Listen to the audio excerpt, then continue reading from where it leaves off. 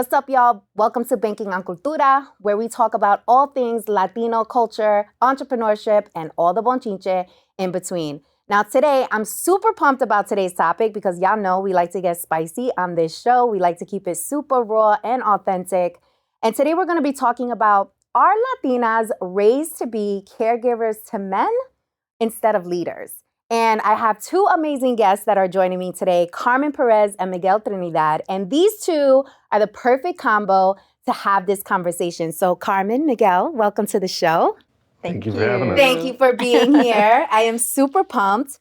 So, we like to start Banking on Cultura with what's the bonchinche? We want to know what's going on in your lives. And we always allow our guests to go first. So Carmen, Miguel, which one wants to go first to tell us what's the bonchinche? And the bonchinche can be personal, can be professional, can be something positive. It could be related to mental health. Is your bonchinche? So tell us. Well, let's go personal and positive. Ooh, okay. I'm going to be a dad for the second time. Ooh. Yes. Okay. So, yeah, I have a little girl and there's another one on the way. We don't know what it's going to be, but we're excited about it. I love that. Wow. I was talking to Miguel earlier and I was like, ooh, the suspense. Like, I don't know if I can handle. I know you got kiddos. Could you wait Oh my God, no. to find out the sex of the baby?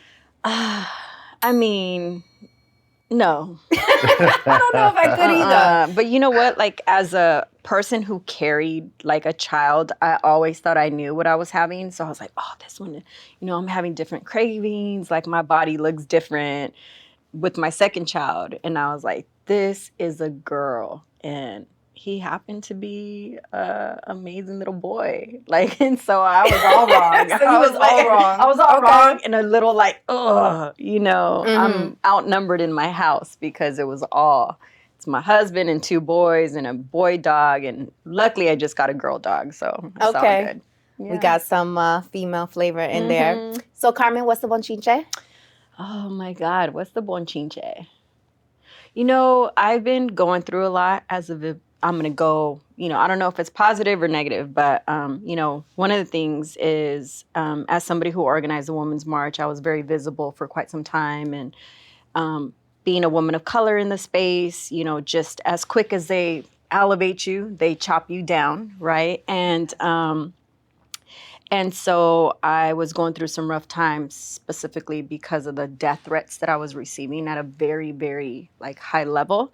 And, as a Latina, as a Chicana, Mexican-American woman, counseling isn't something that you're ever encouraged to do. I mean, I had a sister killed and buried on my birthday.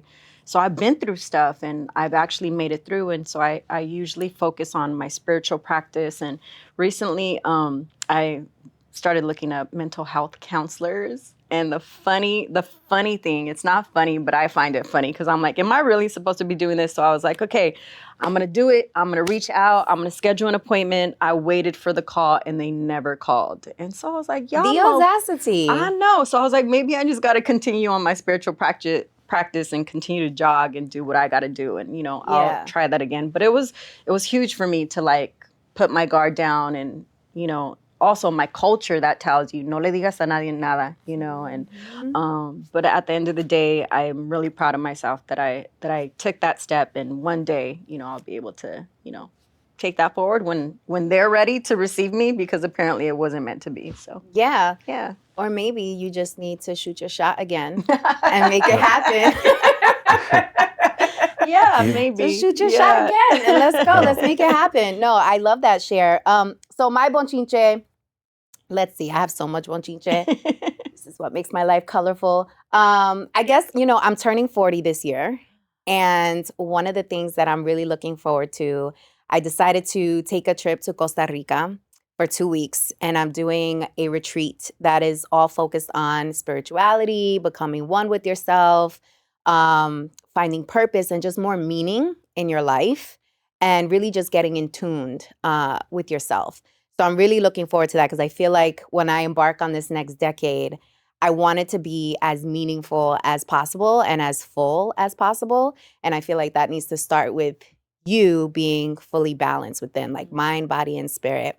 So yeah, I'm gonna be with the yogis. I'm gonna be hugging some trees. I'm probably run around the jungle naked. Just be free.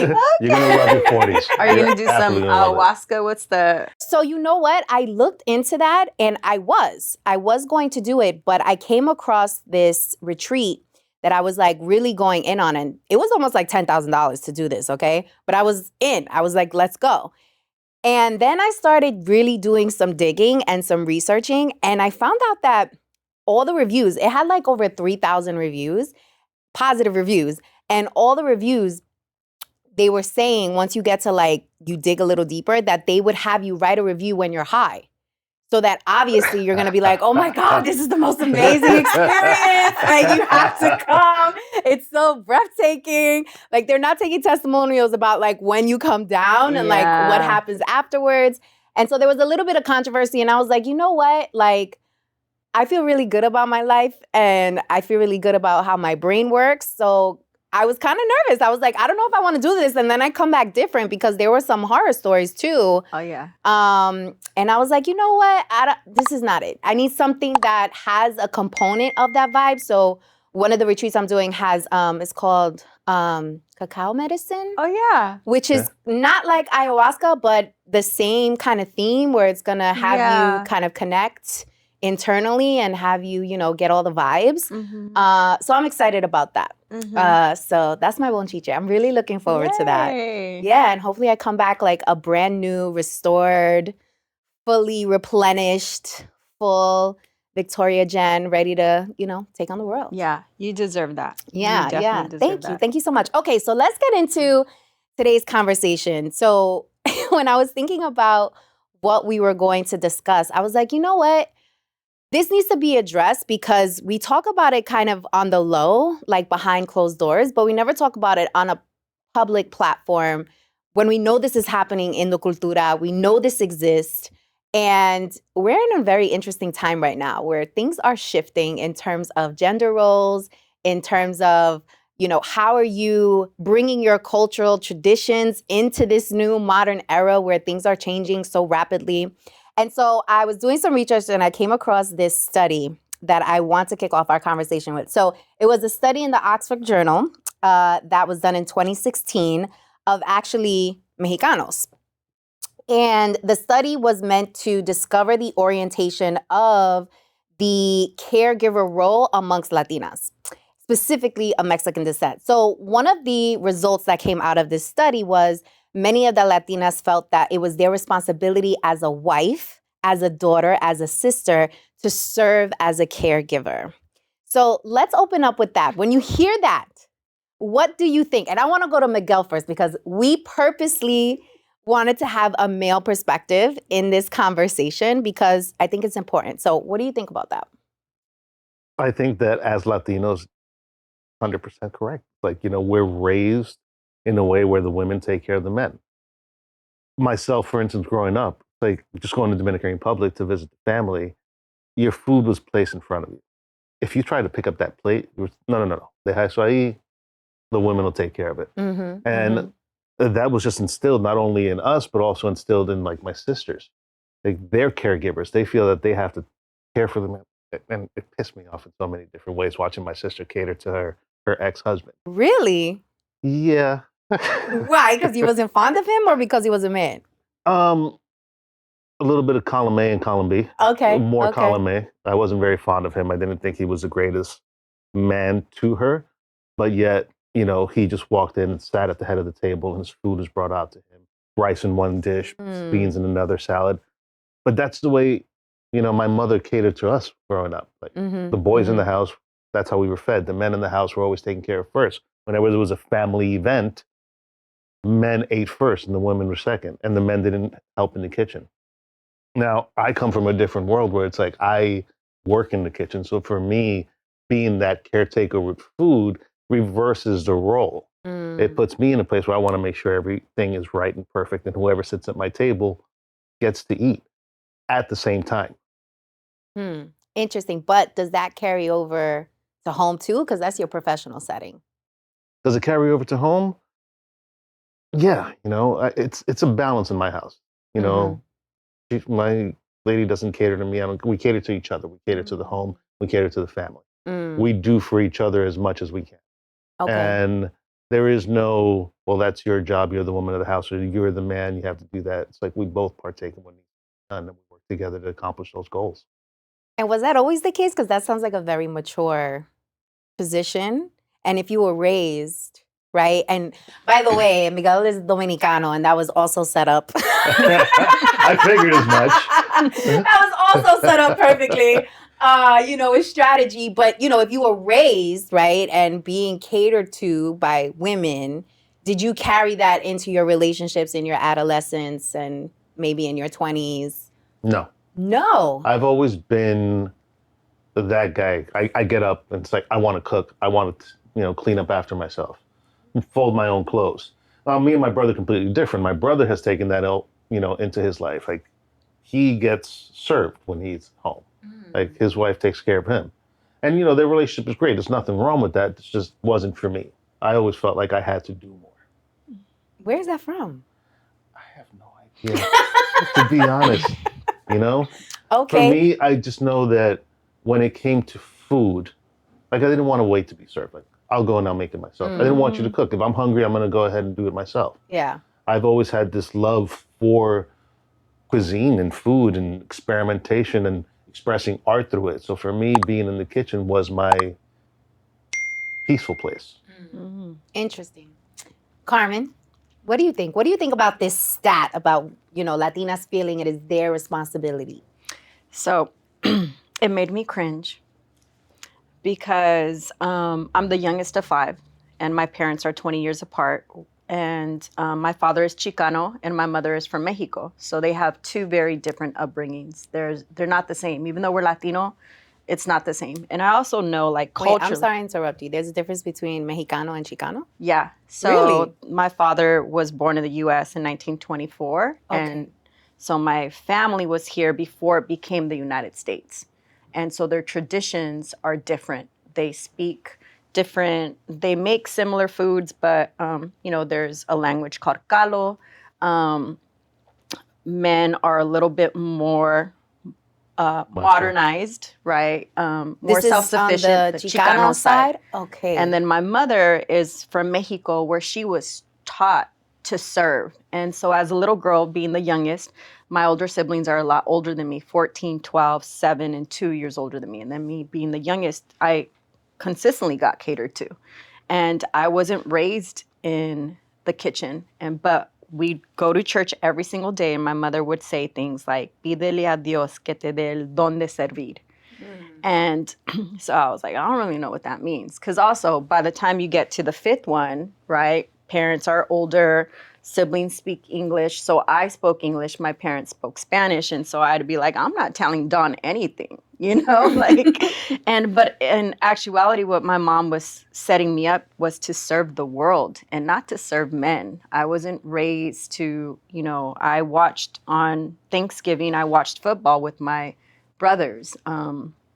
And it was always the Cowboys playing for some reason. But not winning. I know. But I wasn't like, it wasn't something, my older brother cooked very similar to yourself. My older brother was a chef, and so he would cook for us little ones. My dad cooked. And really, as I, think about who I am, it wasn't until I became older that I wanted to serve a man. And I remember being in college, I went to UC Santa Cruz, and my brothers used to be are Raider fans. And so Oakland is near, Santa Cruz. It's about an hour away. And my brothers would come from the LA area all the way up to Oakland. And so they used to tailgate and barbecue. And my brother's friends would be like, why isn't she cooking? And my brother was like, well, one, you want to eat good food, right? She ain't a cook like that. But it's because when I was younger, I used to tell my brothers, I'm educated, not domesticated. And I would reject this idea that I had to serve. However, my older sister served my brother-in-law, and she was a stay-home wife. And I feel like that job was so much harder than maybe my job as a student or whatever job I took. And but my mother traveled the world praying for people. So I saw my father take care of us. My father cooked, he cleaned. And so as I got older and I started examining gender roles, I didn't grow up with many gender roles. We were outside mowing the lawn, washing the cars. And so I was really raised as a tomboy. But now that I have my own children, I want to serve them and I want to serve my husband. And there's times when he cooks and there's times when I cook. And there are moments when nobody cooks and we just order. And for us, it's about a balance, a partnership that we have one another. And I saw that partnership with my mother and my father. There was a partnership, although she was raised to serve, and she always served my dad and she gave him the best plate. So we're always like, oh, what's he got on his plate? Yeah. But I also know that as I got older and I started identifying as a Chicana feminist, and that for me, Chicana feminism is really inclusive of having men in my life. So it's not the absence of men, but I learned that a lot of these traditions that we have now take on were really brought to us from colonization, right? There were no real gender roles. There was clan mothers, there were chiefs, there were, in our indigenous culture, we were a village, we were a community. There was no this hierarchy. And so I talk a lot about that in some of the writings that I'm doing right now around the gender roles, around how oftentimes some of the way in which we view women has really been brought on based on religion and colonization. So I agree 100%. So do you think that Latinas are raised to be caregivers to men versus leaders? Oh. We interrupt our program to bring you this important message. Ooh, this is really good. You should know about this. So I don't know about you, but I've been known to procrastinate, especially when things scare the hell out of me. The fear alone would have me stuck, overwhelmed, confused, and all types of self-doubt. And don't even get me started on the imposter syndrome. Okay. After getting laid off, not once, but 3 times, honey, I realized that the security blanket that I made up in my head was just an excuse because I didn't really want to bet on myself. The corporate benefits that had me in that headlock, girl, they went out the window once my job decided that they no longer needed me. Turns out that I'll save a whole nickel if I cut your salary completely. The truth is, the only security blanket guarantee is the one that you create for yourself. In other words, until you start a business, you will always be at the mercy of a company's headcount, and you will never have complete control over your time, which means you'll be renting out your thought leadership and helping build someone else's dream instead of your own. If you've been waiting for a sign, this is it. Don't you think it's time you stop playing small and tap all the way into your power, sis? Click on the link above or below this video to learn my 3-step process, the exact 3 steps that I took to make the transition from corporate to entrepreneurship. And this is helpful even if you don't know what type of business to start and have only one source of income. And this is absolutely free. It is my gift to you. I want you to win. It's winning season. In fact, what's that? It smells like winning season. Okay, so tap in and I'll see you inside the training. Let's go. Hola, mi gente. Banking on Cultura can be found on Apple Podcasts or wherever you listen to your favorite podcasts. So if you're on the audio wave, make sure to check us out over there. Absolutely. I do. It wasn't my experience. And I think that's the reason why I am the type of leader that I am, right? Because there was no hindrance on my ability to do what I wanted to do or who I wanted to become. But I do know in other, my older sister didn't have the same expectation than I did, right? My older sister was, not allowed to play sports. She was probably trained to serve, right? And for me, I was like, by the time it got to the 5th one, they're like, oh, what's she doing? Está en la calle. I was out doing all these other things. But I do believe Latinas are cultivated to serve specifically their man and not fulfill their own dreams. So let's take a deeper dive into this because I think it's bigger than just catering to a man and how it plays in different areas of our lives. Because I know, when you get a bunch of Latinas together, it's so interesting because it does depend on how they were raised. But I find that they are competing for the attention of men. And they are competing to be chosen. And they are competing to kind of show up as this caregiver supreme. I'm the queen caregiver. Choose me. And what do you think that does to Latinas and the cultura in general, if we continue to kind of carry on those traditions, because I think it's interesting what you said. Like when I was younger, so I was raised by my dad, and every summer I would go to Puerto Rico, and that is where I would be with my tias and their husbands and my cousins, and all of my tias would cater to their men. Like it was always them getting served first, not working.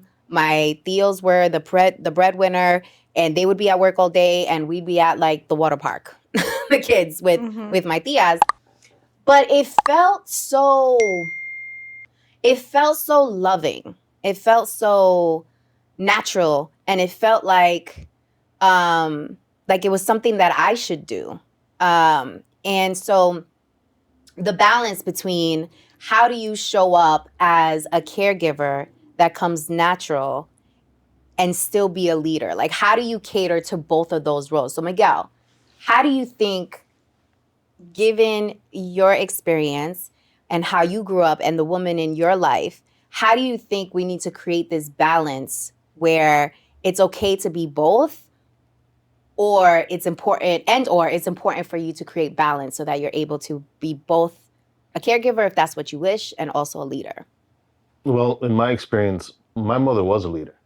Not only was she a caregiver, but she was a leader. She ran the house. Right? My father was a breadwinner, but my mother did work her way and open up 2 businesses. She opened up grocery stores.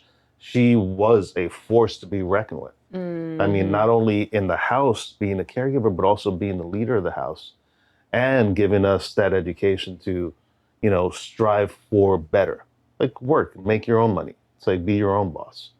So I think that there has to be a healthy balance on both ends, because men need to learn how to be caretakers as well. It just can't be you come home and kick your feet up and everything is done for you, which still happens, A lot. a lot.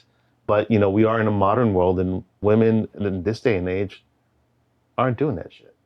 They're like, we ain't having it. They're not having it, And, my lady is Italian, and going to visit her side of the family, I see the same thing. Like the women cater to these men. However, they're all independent, strong, powerful women who also lead in whatever field that they're in. I think it's a strategy, to be honest with you, that women cater to men, because you are raised, right? When men are their happiest, one of the things is through food. We talked about this. Is like food brings people together. What's that phrase? Panza llena, corazón contento, right? Full stomach, happy heart. And I think it's an organizing strategy in order to get what you want from your partner. Like, I think about that. My mother, she worked. My father, he worked. But my mother came home and she cooked a meal and she served my father. And then she was able to do whatever she wanted to do because she kept him happy. And I'm like, that is a strategy. That's like, and so a vibe right when there. I want to do something or have time with my friends or just whatever, I organize my husband too. I'm like, yo, what do you want to eat? I got So you bribe him. right? You bribe It's him. bribing. I don't know. And I think what men are trying to teach women is if you want your life to be a little easier and if you want to actually get some things to your advantage, you have to kind of give in a little bit and keep your husband happy. My mom, look, it's really fascinating because it wasn't until I had children. I started having children at the age of 40, and me and my mom, I thought we were really close, and it wasn't until 40 that I realized when I had children, my mother was giving me game all along when it came to men, the things that I had to do for them, and I was just like, nah, that's not me. But then I was like, actually it is, because I'm like serving my children. I get up and I do all these things that I was like, man, this is what moms do for their sons. Ultimately their sons want from their women. But just hearing you talk about it, it just makes me think like, look, that is a strategy that we use in order to like get what we want. I think our moms have been giving us game all this time. And in actuality, you're right. Like women have been balancing leadership and serving. You know, I am trained in servant leadership. So for me, it's always about being in service of. So whether it's in my home or whether it's in the community, but what's fascinating about it is that, like, I want to do those things for my husband. I want for him to eat good food. And sometimes I also have to make sure he's eating the green stuff, you know, because at this moment, health is really important as we're getting older. But I remember there was a point in time when I would reject these things because I thought they were expected of me.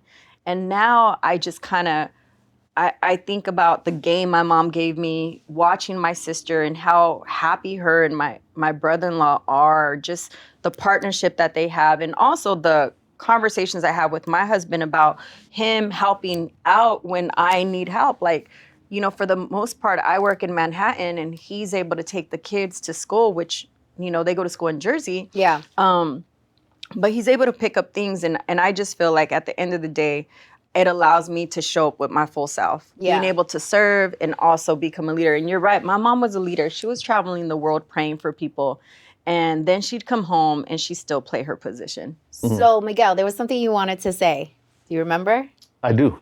Right? Let's go. Let's get into it. I remember in my youth, you know, previous relationships, there was an expectation of men. It's like, you need to treat me like a queen, right? I am a queen and I should be treated as such. Right. And you're absolutely right. What does that mean? It's like, I have to provide for you, I have to take care of you, I have to defend you and protect you, but you have to treat me like a king. It's like, it goes both ways. You know, you want to be treated with respect and loyalty, you need to give that back. And that can be an exchange of serving, you know, or whatnot. It goes back and forth. But I remember repeating this to one of my tias. And she goes, don't get it twisted, right? We treat the men like kings and we serve them, but there's a purpose for it because we need them to go ahead and do things that we can't do or won't do, right? Or don't want to do. Or don't want to do. They'll take out the trash, you know? Because I get that all the time. Yeah, that's my job. That's my gender role. I take out the trash. Yeah. But there was a mentality, you know, it made me think of going back to Dominican Republic. And you hear that song by Bad Bunny, Titi Me Preguntó. That shit is real, right? You would go back and they'd cater you, but they'd also ask you, how many girlfriends you have? I'm like, no, I have one. Oh, no, you're single right now. You're young. You have to have a lot of girlfriends, right? You have to find the one that's going to take care of you and take care of the house and give you kids. I'm like, well, how many girlfriends does Theo have? I'll fucking kill him. He's married now. That time was done. Right. So Go ahead, finish your thought. It's, you know, it goes back to it goes back to that mentality of like, the men are the men and they should be seen as such. And I wanted to touch on that because we talked about mental health earlier. I've been going to therapy for years, which is something that's shunned in the Latino community. But I was talking to my therapist last week about, you know, stresses in the house. And her response, which completely caught me off guard, this is like a therapist in training who's with a therapist. She goes, well, you're the man. You're not supposed to deal with those things. Wow. What? And I'm glad this was a one-on-one session because if my woman was in the room, she would have lost her shit.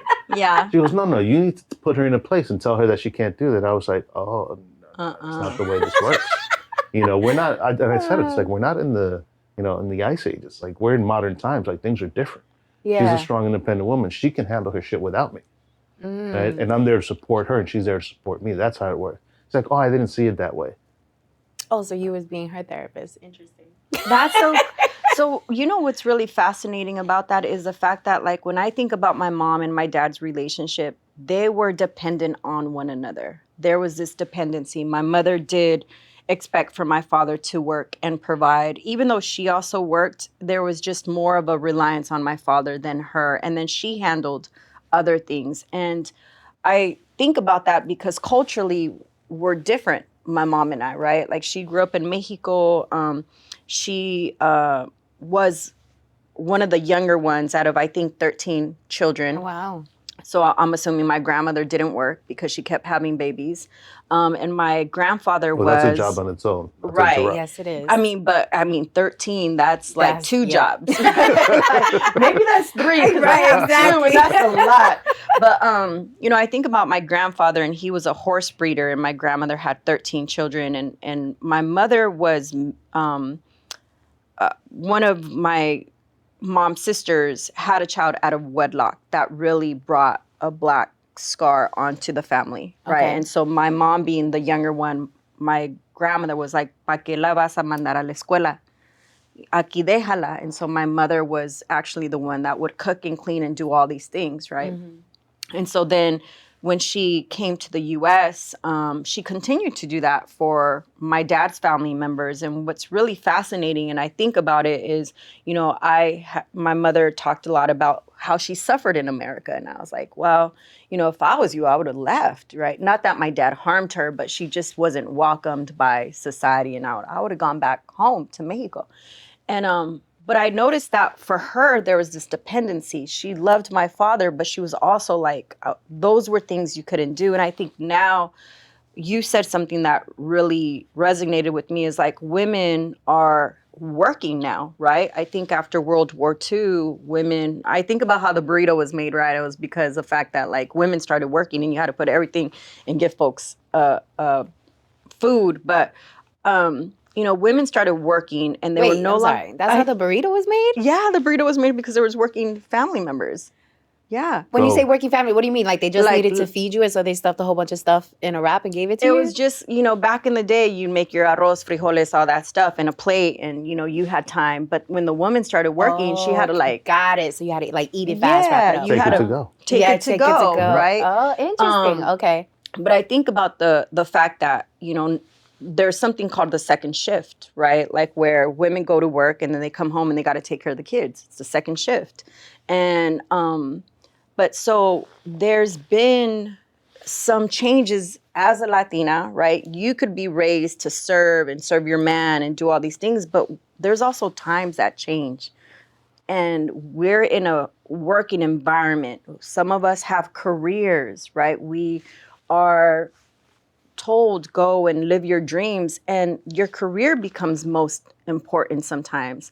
And not to say that your family is secondary, but some women aren't even having children and they're not having relationships because they've had to provide for their families, right? Their parents, their abuelitos. They've now become accustomed to doing things on their own. So when they're in a relationship with somebody, they want a partnership, right? They're not willing to accept some of these things of, this is what I expect from you, unless it's a mutual understanding. But, you know, I think about that often because of the trajectory of my life. And it's not the same as my friends. You know, I'm lucky that I got to go to college and my friends didn't get that access, you know, growing up. And they have a very different life than I do. But I know for me, you know, I waited for years to have children.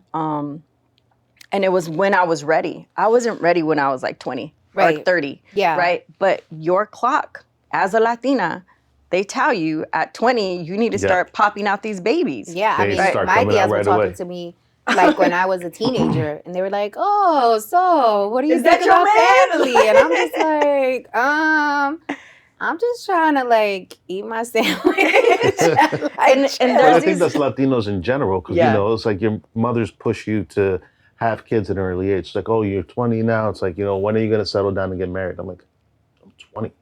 Like, it's still, you know, I didn't have my first child till 47. Oh, Right? wow. Yeah, I'm 50. Okay. Oh. My dad had me at 42. So my dad had me at 53. Look at that. Oh, look at Yes. that. And he Okay. was the best father. Yeah. So much patience. But yeah. Right. But, you know, I see men around me that are now taking on the second shift, Yeah. you know, and the third shift and fourth and everything. But that's a whole nother story. Yeah. But Go ahead, finish. it's balancing out.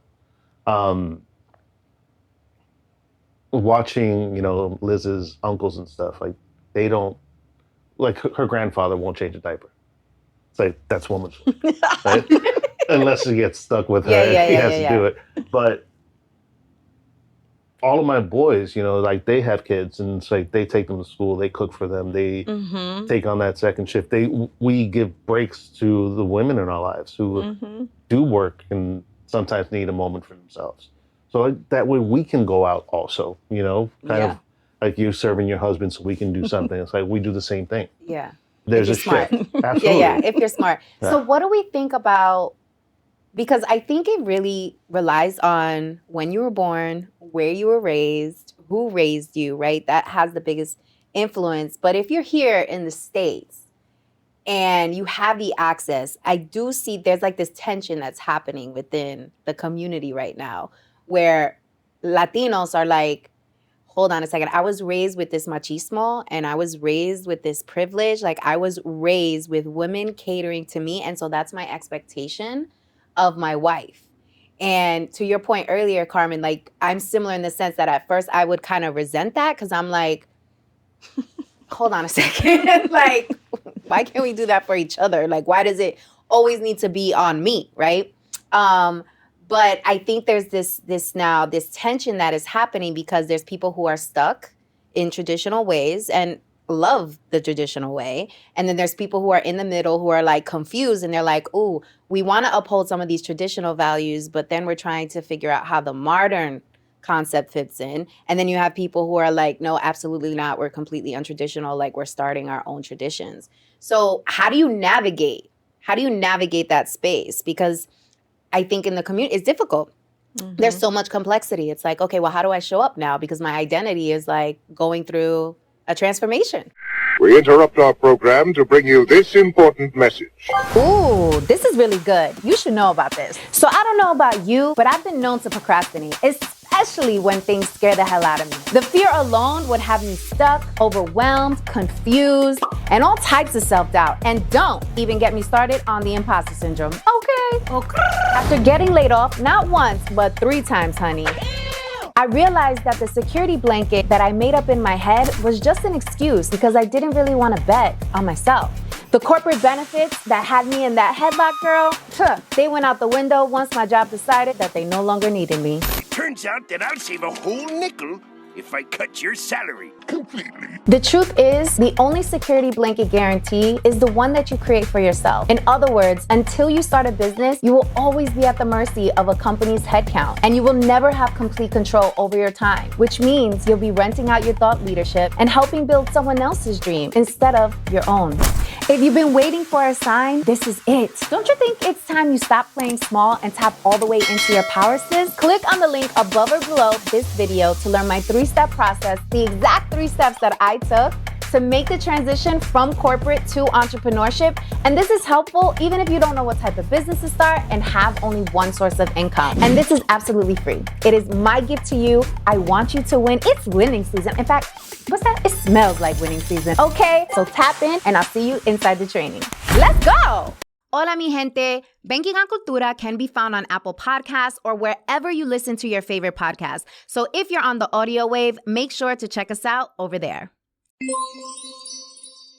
How do you show up, when your elders are saying, oh, well, she's supposed to be doing that for you. Exactly. And still want to beat that into people's heads. You just got to jump in, man. And it's like, do it. I mean, there is no right way or wrong way to navigate it. It's just figuring it out along the way. See what you will deal with and what you won't, what your likes and dislikes are. But along the way, you have to approach it with mutual respect. I'm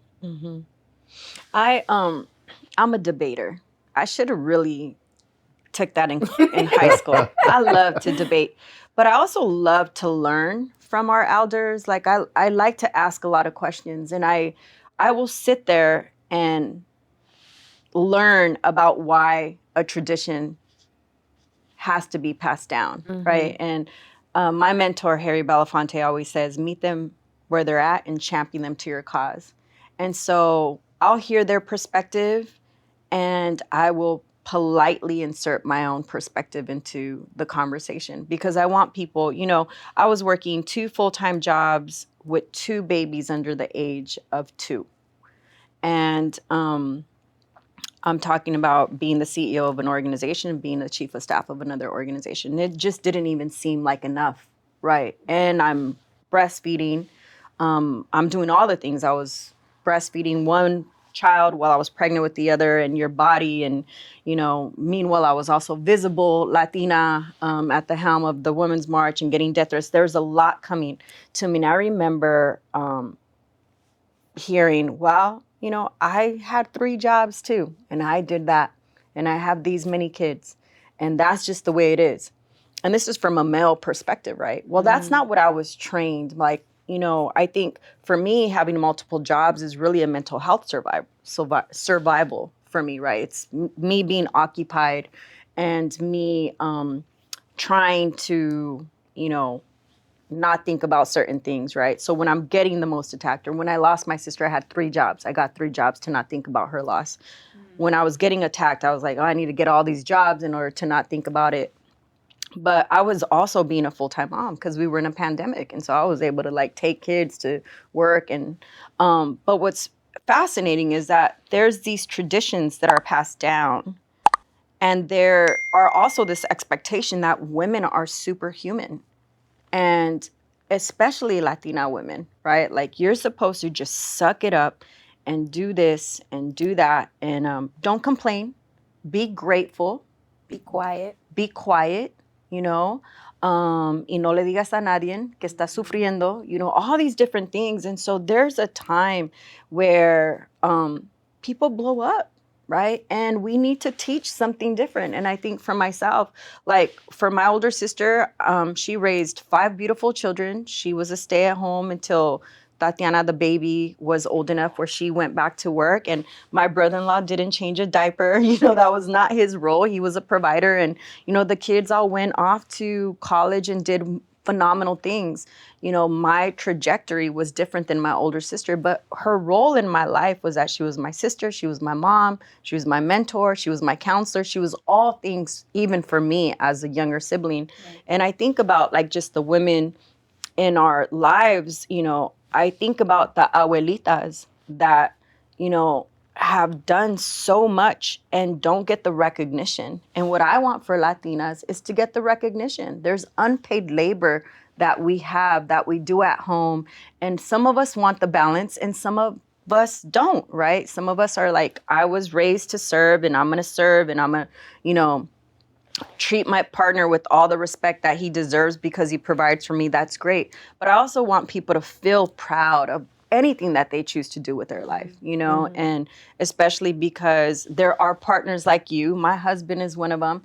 That is this is a partnership. When people are like, oh, your wife needs to do this, he's like, we got different gender roles. We partners in this, we gonna collab, we'll make dinner together. And there's times where he's so tired that I'm down to make whatever, but I feel like whatever works for you, that is grounded with love and respect, let it work for you, right? I know that it doesn't work for me sometimes. And then there's times that it does, where I'm like, okay, cool, I'll pretend I'm the secretary, and I'll go and as a Latina too, as a woman, people assume that you're in consistent servant roles. They don't see you as CEOs. They don't see you as entrepreneurs or business owners. So I'm always like, oh, are you the secretary? Are you the person I should give my number to? And I'll be like, sure, you could, depending on the mood, I'll play with it, but I truly believe that women, particularly Latinas, have been balancing the role of leadership. In my home, my mom ran the house.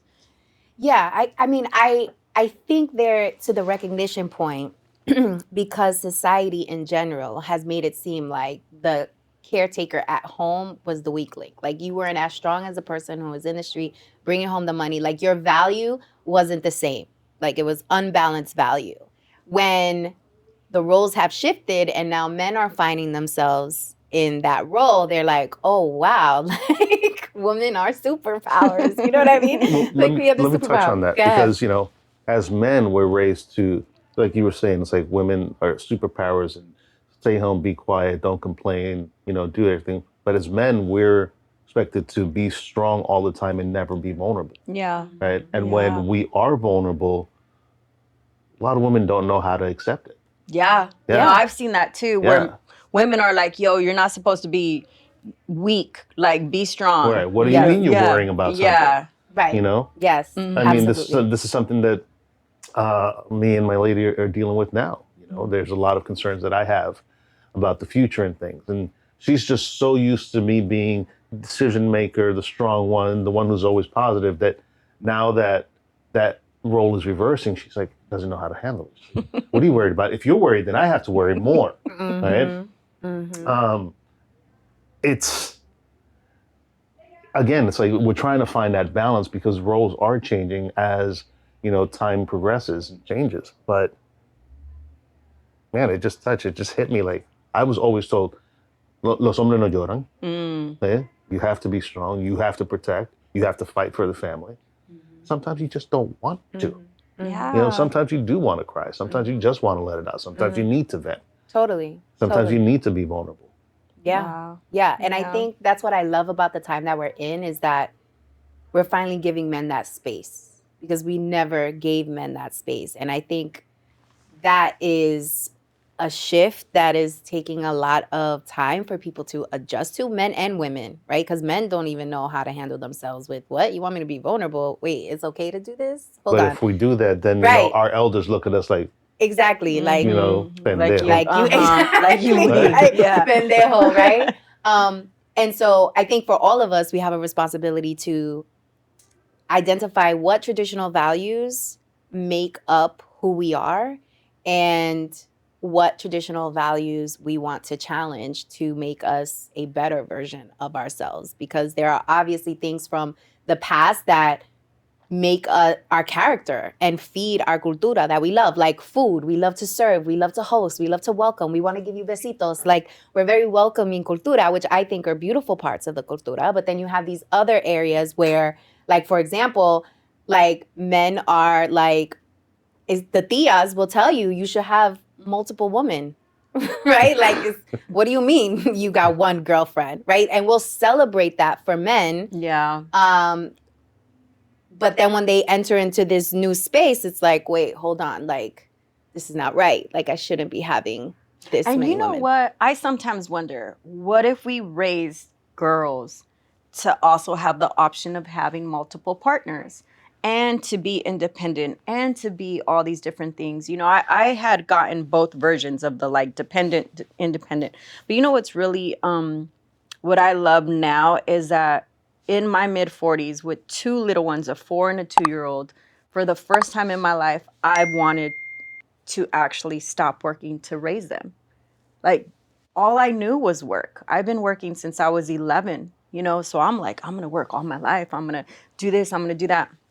And recently I've been having conversations with my husband, and I kind of like throw hints. So it's not like, you know, but I'll be like, oh, I really want to stay home with them. And I think it's scary for me because I don't know anything else. I wouldn't really know what to do with myself, you know, as they're, you know, in school Not or whatever. only that, but that was your defense mechanism. It was work. So it's Yeah, like, what am I so going to do now- if some shit happens I know. and I'm home? I'm home. But I was listening. I went to a little party at my kid's school last Friday. It was super cute with the DJ and pizza, and the teachers were all talking to me, and they're like, I stayed with my babies up until they were 6 years old. Every one of them told me that. And I was like, damn, I really need to reevaluate this stuff. And mind you, this is something I rejected, right? I rejected these gender norms or social norms that people had on me. And I used to be like, I'm not going to do that. And now, you know, I kind of like don't say anything and I try not to judge because I was like, oh Lord, like now it's all coming back. You know, everything I said I was going to do, I do, now that I have kids. But, you know, it's part of, there's a cultural piece that you get taught as a Latina. And then there's just an instinct in your heart that comes from motherhood that I think I'm trying to balance, right? Is like, you know, there was a rejection to men and their assumptions of who I was, right? And then now there's just more of an acceptance because that's all they've known and have been trained to understand about women. So there's kind of like more of a empathy is what I'm learning, right? Is I see my husband is very understanding, but there are some expectations he has of me that I'm still trying to accommodate myself, you know? Yeah. And it's because his same thing, he was raised in church and he was raised a certain way, very similar to the Latino experience, right? Like mom serves dad, all those things. And I'm just kind of like, oh, we got some of the same things. But for me, you know, I think when I'm expected to do things is what I have a really hard time. But when there's like a mutual understanding or there's craving in my heart or in my body that wants to do it, then I'm more willing to do it. Yeah. And I don't know if like other Latinas experience that, or is it just because of the age, being the youngest, right? It's not the same as the oldest or a only child, right? Because there's different expectations. But I always think about, why am I so different, you know? Well, I think, again, it was your environment. It really backs down to like, what was your environment? You also were raised here, New York, West Coast. Like, you've had a lot of different influences. Feminist, Chicana, like nobody says that. Even like influences some type of way. You also are on, this representation of service. You're a community builder. You're an organizer. Like, you care about justice. Like, all of these things, I think, were influenced as a child to you. But what I find really interesting is that ultimately, all of us now has to decide who we want to be, why we want to be that, and how are we going to ensure that we are being the change we want to see, right? So if we are not hinged to those traditional values anymore, how are you going to show up? And, I'm single. I'm the only one single here. And it's so interesting on the dating scene because it's, I date a lot of Black men, and they'll tell me how they love Latinas because we're raised to cater to our man versus other cultures. And I can see that. Yeah, and when I hear that, I'd be like, yeah, because Latinas are the shit, right? But then when I really think about it, I'm like, are we doing more of a disservice to Latinas? Because a lot of Latinas walking out here insecure, they're not asking for the money that they deserve, they're not negotiating at the table, they're being really quiet, they're working with their head down, they're not going for the promotion, they're, lacking confidence and all the things. And so it's kind of like, it's a gift and a curse. It is. It's like the gift is we are raised culturally to cater to our men, and that brings us joy. Like to your point, it brings me joy. I love to cater. Like when my dad's at my house, he's a freaking king. I'm cooking for him. I'm clean. Get to get it. What you need? What you need, right? And the same thing for, my man. And so, but on the other token of that, I was also raised by my father. And so I think a lot of that, like masculinity, going after what I want, the aggressiveness and all of that comes from being raised so much by him. So I have the balance, but a lot of Latinas don't have the balance. And so it's is it doing more damage than good? Listen, I have a little girl, and I'm raising her to be strong and independent, caring and loving. It's like, I don't want her to be that. My sister is an amazing woman. Don't get me wrong. I don't want her to be like my sister, catering to a man. I want her to be an individual. I want her to be strong. My Liz wants to put her in gymnastics. I'm like, I want to put her in boxing classes. Yes. Yeah. I'm like, go kick ass. It's like, I don't want you to be in a position where you have to run away from a guy or some man is going to overpower you. I want you to be able to knock him out. Not that I condone violence, but kick his fucking ass if he puts his hands on you. That shit. Yeah. And I don't want her to be that traditional Latina that just does whatever the man tells her to, right? Because that's not what I grew up with. I do have cousins that are like that, but my mother was like, I think my father was terrified of my mother, growing up because she was so strong and tough. Yes. Tough is a nice word. Yeah. My mother was hard.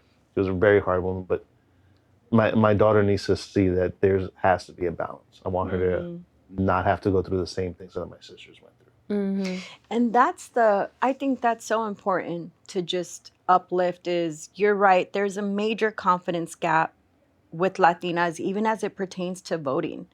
There is a confidence gap with Latinas when it comes to their value.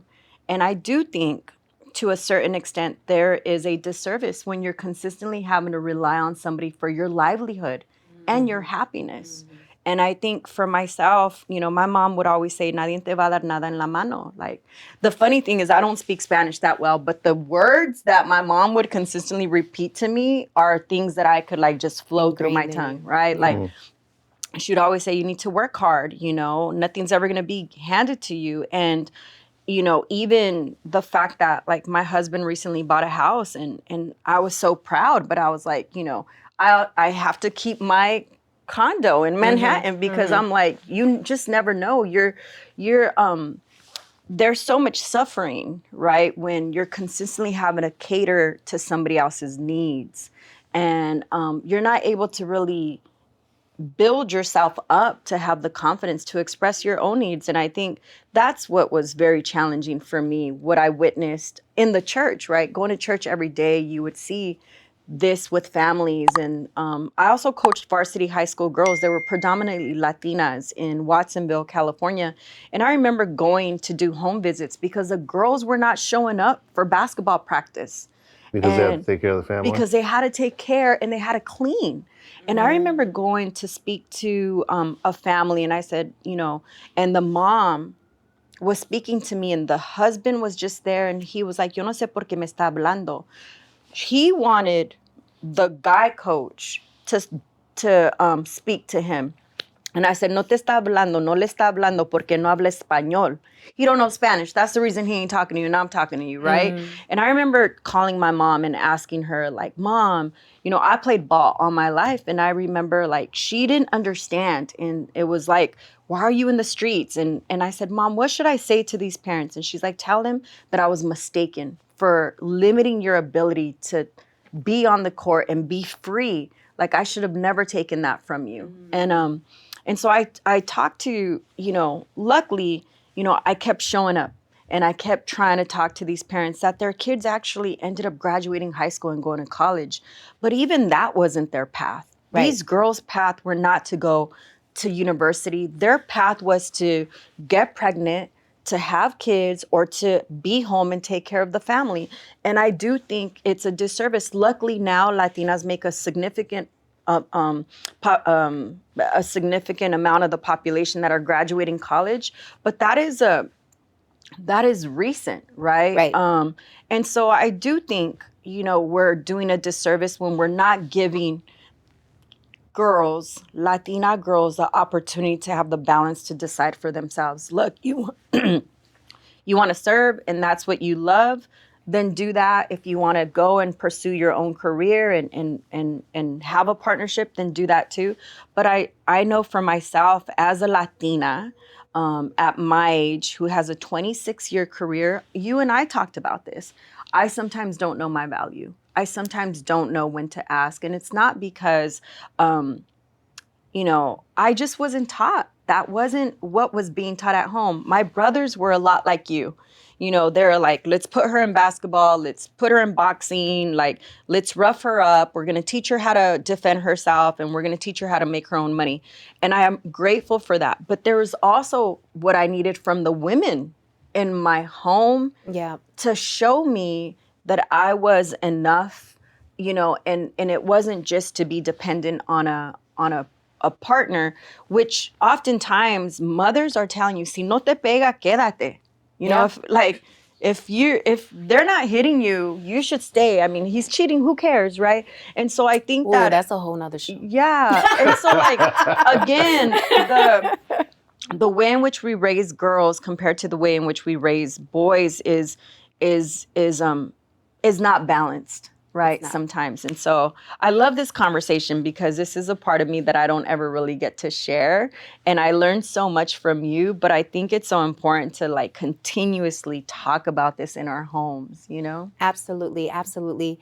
So Miguel, any final thoughts? I mean, I feel like I've seen this movie, like this shift. There's a movie on, I think it's Amazon, or a series called The Power. Oh my God, yes, it is so good. I'm obsessed with it right now. And it's kind of mirroring what we're talking about right now. It's a shift in the gender roles. In gender roles and women becoming powerful and becoming the alphas. Yes. And I'm like, yeah, my little girl. That's going to be my little girl. Yeah. I think, like you said, it's important to have these conversations. It's important to determine what values we want to instill in us and in our children and the next generation, and to champion for those things and make sure that everybody has access to people like us that are willing to push the envelope and talk about it. Totally. Carmen, final thoughts? I just want my Latina sisters to just feel empowered, to feel worthy, to know that there's those of us that are advocating for them, and that, it's may not show up in our lifetime, but as long as we continue to work on it and we work with our partners on developing strong, independent Latinas, then, there's going to be a future for us, and we're going to be powerful, we're going to be strong, we're going to feel self-worth. And I just... Again, for me, I wish I had this conversation many years ago. And I hope that people really get to ask themselves what they want. And, it's something that you said. And so thank you for giving us this opportunity. No, thank you both. And, I'll put in the show notes how people can get in contact with you both, because they are incredible. And it's been an honor having you on the show. I'm super pumped. And my final word, similar to yours, Carmen, like, Latinas, you are powerful, you are strong, you are worthy, you are deserving. But in that same breath, Latinos, so are you. Like, we need you just as much as you need us. So as long as we are collaborating toward a beneficial effort, I think we'll be able to move the cultura forward, and the complexities and the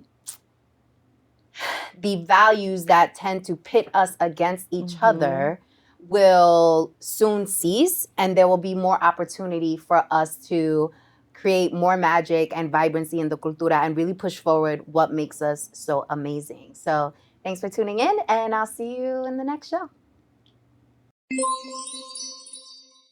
Hola, mi gente. Banking on Cultura can be found on Apple Podcasts or wherever you listen to your favorite podcasts. So if you're on the audio wave, make sure to check us out over there.